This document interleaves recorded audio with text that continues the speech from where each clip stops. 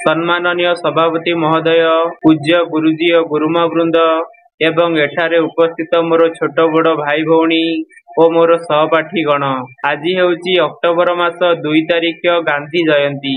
एही दिन रे मते किछि कहिबार सुजोग मिलिथिबारु मु निजको धन्य मने करुछि। आम देशर जातिर पिता महात्मा गांधी जन्मदिन को गांधी जयंती रूपे पालन करा जाए।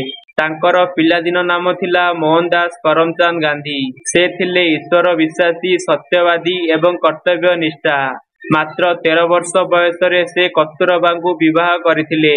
महात्मा गांधी को बापूजी, गांधीजी एवं जातिर पिता बोली मध्य संबोधन करा जाए।